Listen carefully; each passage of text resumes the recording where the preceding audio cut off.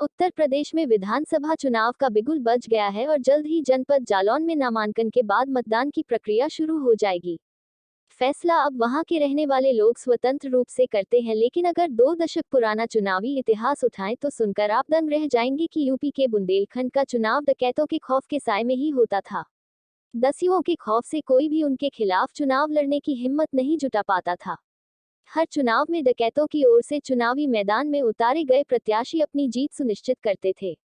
बुंदेलखंड के जालौन में डकैतों और चुनाव से जुड़ी एक ऐसी कड़ी है जिसे सुनकर कोई दंग रह जाएगा। वैसे तो देश 1947 में ही आजाद हो गया था, लेकिन बीहड़ पट्टी से जुड़े गांव 2003 तक डकैतों के खौफ के साए में अपना जीवन बसर करते रहे। यमुना और चंबल के बीहड़ों की पट्टियों से सटे कई गांव डकैतों की यातनाओं का शिकार भी होते रहे। देर से मिली इस आजादी की वजह सिर्फ दिक्कत ही थे।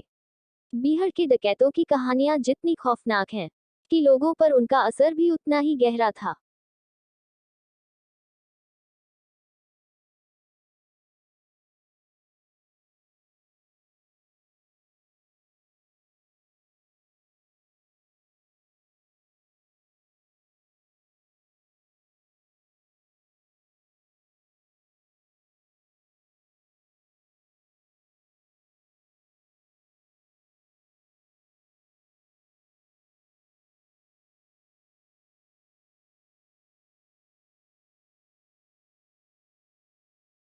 बहुत भयानक हालात थे।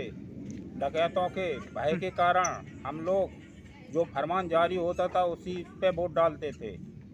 अब स्वतंत्र हैं, अब वोट फ्री स्वतंत्रता से डालते हैं हम जब लोग। 80 के दशक से डकैतों को सियासत का चस्का लगा और इस नशे ने 2003 तक छोटे बड़े हर चुनाव को प्रभावित किया। जीता वही जिसके पक्ष में डकैतों ने फरमान जारी किया। फिलहाल वर्तमान में रामपुरा के पचनद के बीहड़ शांत हैं और इसकी वजह यह कि ज्यादातर डकैतों के एनकाउंटर हो चुके हैं। पंचायत के कुछ चुनावों में तो ऐसे मौके आए कि पर्चा भरने की आखिरी तारीख तक डकैतों के खौफ के कारण एक भी शख्स आगे नहीं आया। बाद में डकैतों ने अपने प्रत्याशी का पर्चा भरवाया और उसकी जीत सुनिश्चित कर दी। यहाँ के रहने वाले लोगों के मुताबिक बीहड़ों में दिक्कत ही अपनी सरकार चुना करते थे।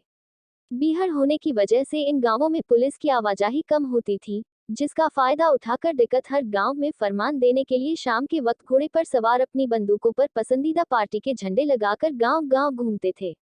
यह इस बात का संकेत होता था कि वोट किसे देना है।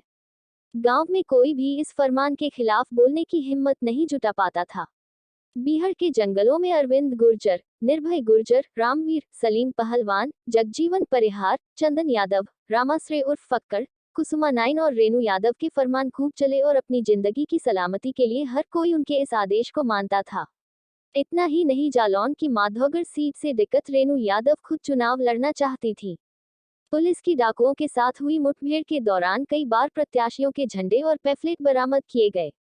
निर्भय गुर्जर, लालाराम श्रीराम, फूलन फक्का और कुसुमा नाइन आदि ने करीब 25 सालों तक बीहड़ से चुनाव को प्रभावित किया।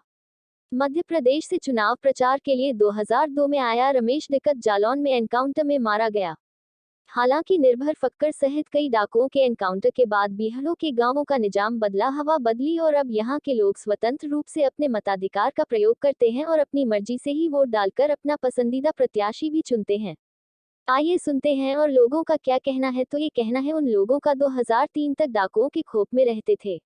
70 में हालात यहाँ डकैतों का कहर था और डकैतों के कहर से हम लोग वोटों से इतने डरते थे, आने जाने में दबाव रहता था, हर खेत भी नहीं जा पाते थे या किसी प्रकार के रास्ते में आना जाना।